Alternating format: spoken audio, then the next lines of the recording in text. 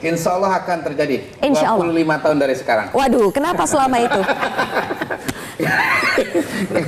Karena patokan saya antara Ibu Mega dengan Pak SBY itu kalau bicara pertemuan ya yang bersifat personal itu dari 2004 sampai sekarang belum terjadi. Nah, Pak SBY itu kan istilahnya orang luar PDI Perjuangan, perlu waktu 20 tahun nggak ketemu-ketemu. Nah, Pak Jokowi itu orang dalam PDI Perjuangan, jadi saya melihat sih ya berarti harus ditambah minimal 5 tahun, jadi 25 tahun yang akan datang mungkin pertemuan itu baru terjadi. Kalau orang di dalam kenapa jadi lebih lama ya? Biasanya kalau di dalam itu perasaannya jauh lebih mendalam dibandingkan dengan orang luar, begitu ya. Gitu. Ya. Okay. Kerumitannya kompleksitas emosinya akan lebih besar. Oke, jadi kalau kadar possibility pertemuan Mega Prabowo dengan Mega Jokowi berapa dia?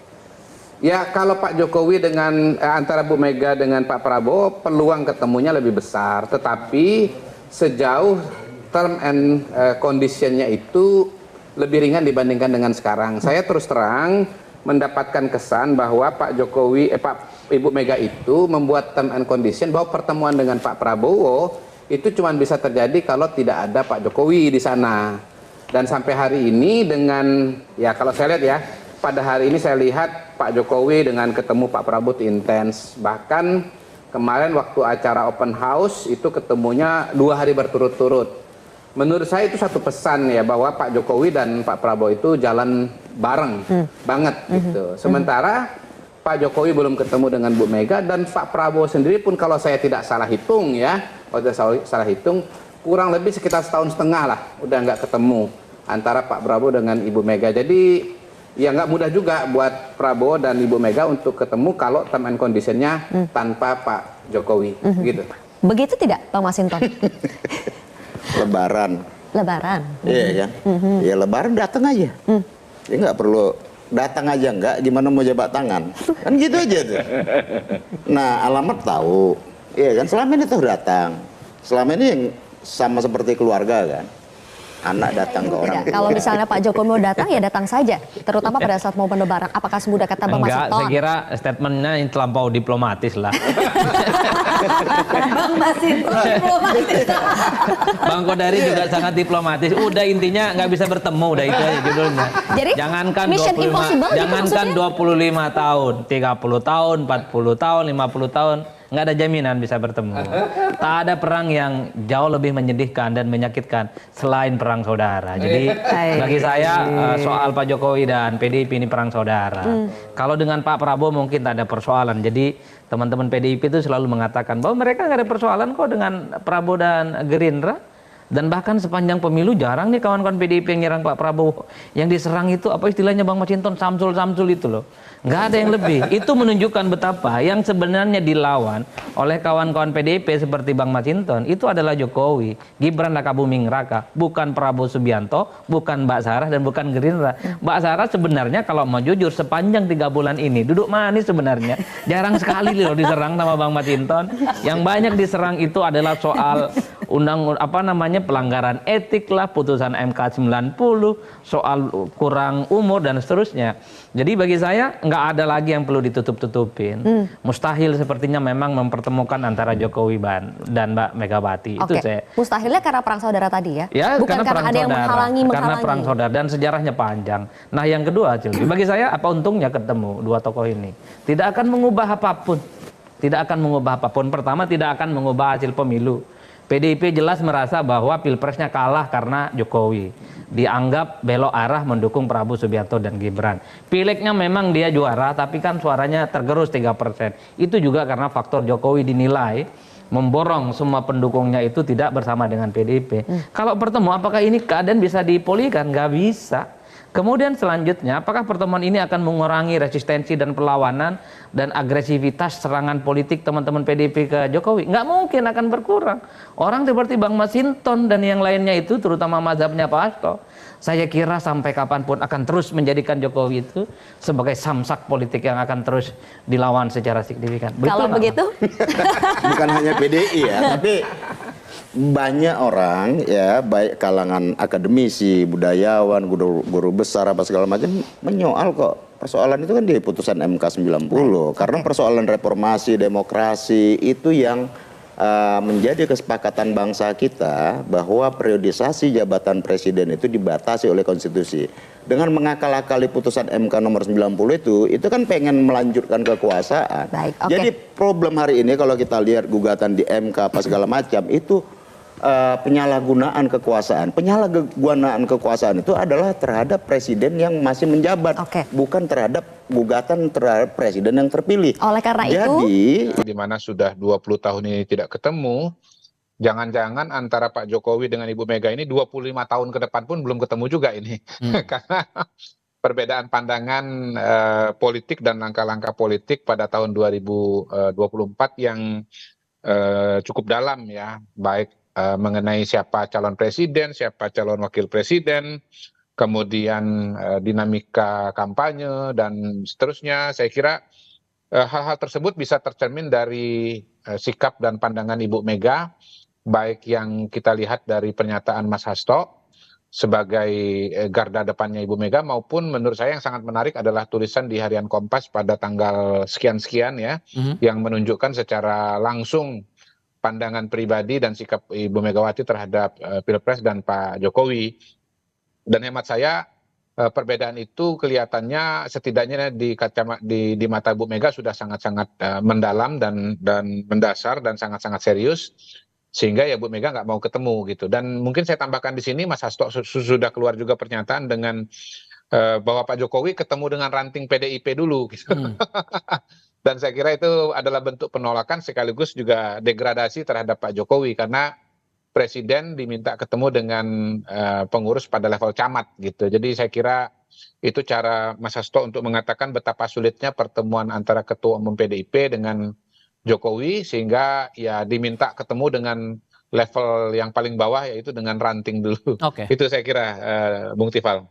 Mas Arya, Anda menangkap juga hal yang sama atau ada hal lain di balik pernyataan Mas Hasto ini, sebatas pada bahwa oke, sudah tidak ada kemungkinan untuk bertemu, atau ada hal lain? Baik, pada titik ini saya sepakat ya bahwa memang cukup sulit mempertemukan antara Ibu Mega dan Pak Jokowi. Memang sudah muncul beberapa tim lobby untuk mencari jalan apakah kedua tokoh ini bisa bertemu.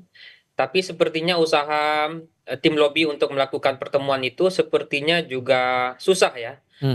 Karena baik Bu Mega maupun Pak Jokowi itu juga saat ini memiliki dua pandangan yang relatif berbeda ya, satu ekstrim tertentu gitu ya, dan di sisi yang lain gitu ya. Jadi kondisi tersebut juga menyulitkan karena bagi PDIP sendiri pilihan-pilihan politik yang dilakukan oleh Pak Jokowi selama Pilpres 2024 juga dianggap kurang menguntungkan bagi partai.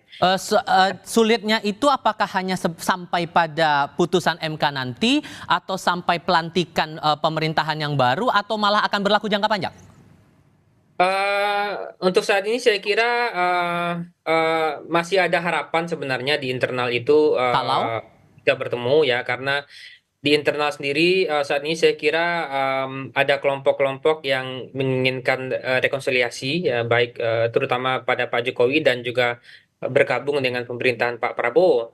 Meskipun ada juga kelompok yang kekeh untuk tidak bisa bertemu ya. Jadi saya kira peluangnya masih terbuka meskipun sangat sulit untuk bertemu gitu ya. Jadi tidak ada tergantung pada momen kunci seperti apa kalau begitu? Seperti tadi saya sampaikan bahwa dalam perkiraan saya di internal PDI Perjuangan sendiri ada faksi-faksi yang justru juga menginginkan rekonsiliasi ya. Jadi menyelesaikan konflik yang terjadi antara PDIP dengan Pak Jokowi, dan juga ada faksi-faksi yang juga ingin mendorong PDIP untuk bergabung bersama pemerintahan ya. Nah, titik pertemuan itulah yang mungkin akan menjadi pintu masuk untuk bisa PDI bertemu dengan dengan Ibu Mega, dengan Pak Jokowi gitu. Oke, Mas Kodari, kira-kira adakah peluang dari pembantunya Jokowi untuk berupaya melobi Megawati untuk melakukan pertemuan begitu? Karena kan dilihat ini Mas Hasto terus yang menyampaikan bahwa tampak resisten begitu kalau mengutip pernyataannya Bung Budi Aris Setiadi begitu. Iya, iya. Ya, saya kira kalau bicara Pak Jokowi pada hari ini kelihatannya justru beliau nunggu bola ya. Karena beliau tahu bahwa kata kuncinya sebetulnya pada hari ini datang dari sisi Ibu Mega, bukan dari Pak Jokowi itu sendiri. Jadi Pak Jokowi mau kirim utusan siapapun, bagaimanapun, kalau misalnya pintunya sudah tertutup seperti sekarang ini dan saya belum melihat sinyal-sinyal pintu itu akan dibuka, maka rasa-rasanya sulit. Kalaupun ada orang yang berperan dan bisa berperan untuk komunikasi dengan Tuku Umar, saya kira tadi sudah disebut, itu bukan kabinetnya Pak Jokowi, bukan Menteri Pak Jokowi, tetapi Ibu Puan Maharani. Nah, kalau Mbak Puan yang notabene anaknya Bu Mega tidak bisa membuka pintu itu, ya mau bilang apa? Orang lain pasti sudah tidak bisa gitu. Jadi Mas Kodari? itu. Oke. Ya, Boleh diulang lagi Mas sikap-sikap Kodari? politiknya. Kurang terdengar tadi. Ya, saya kira kalau Mbak Puan nggak bisa, maka bisa kita katakan bahwa sulit berharap kepada orang lain. Dan Oke. sebetulnya pada hari ini kan memang kata kuncinya ada di Ibu Mega. Dan sampai hari ini saya lihat dari pernyataan Mas Hasto, tulisan Ibu Mega sendiri, memang arahnya itu menutup pintu dari Pak Jokowi. Saya nggak tahu ya apakah setelah keputusan MK misalnya akan ada perubahan sikap atau tidak, tetapi saya agak pesimis. Karena perbedaan pandangan politik Pak Jokowi dengan Ibu Mega ini nampaknya dalam sekali di tahun 2024 ini, sehingga Tapi kalau bahkan menurut lebih Anda dalam. kepentingan apa yang coba dikejar oleh Pak Jokowi untuk bisa melakukan rekonsiliasi dengan Bu Mega ini?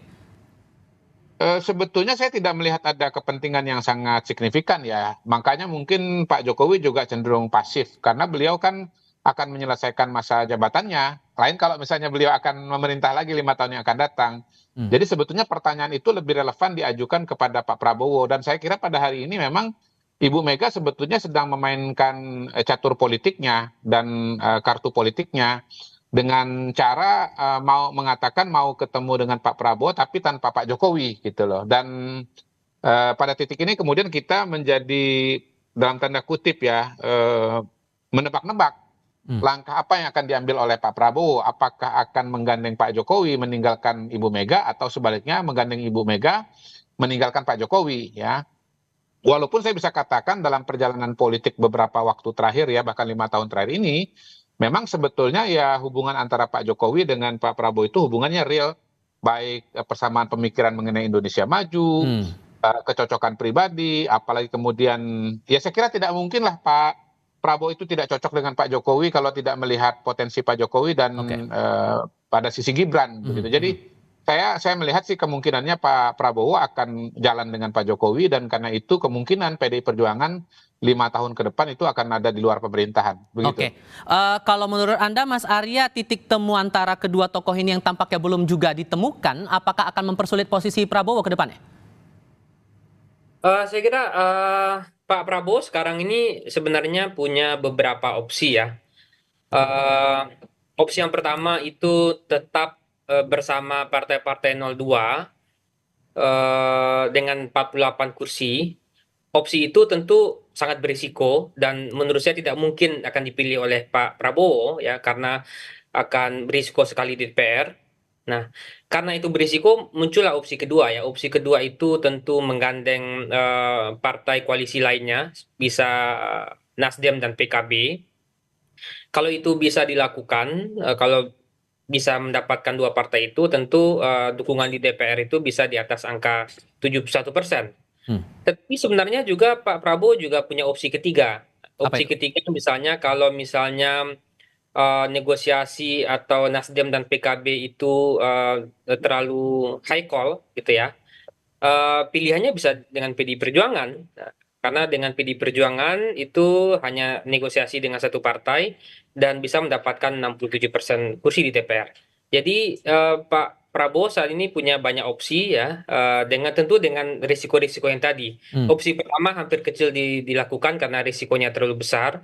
Opsi 2 dan 3 saya kira masih terbuka ya. Apakah opsi kedua itu mengandeng PKB dan Nasdem atau opsi ketiga PDI Perjuangan? Karena kalau kita lihat presiden-presiden yang terpilih pasca reformasi selalu muncul dengan kekuatan politik yang besar di DPR ya. Misalnya di penghujung Pak Jokowi ini nyaris semua 9 partai di DPR hanya menyisakan PKS yang Baik. di luar kabinet gitu ya. Oke, sehingga kemudian kalaupun nanti pertemuan antara Mega dan Jokowi ini tidak terwujud, apakah kemudian akan ada peluang bagi Prabowo untuk meninggalkan Jokowi demi mengamankan masa depan pemerintahannya nanti? Karena kalau kita ingat di parlemen juga PDI Perjuangan masih memegang peran yang cukup signifikan di sini, menang dalam Pileg 2024. Apakah peluang itu akan terjadi atau tidak?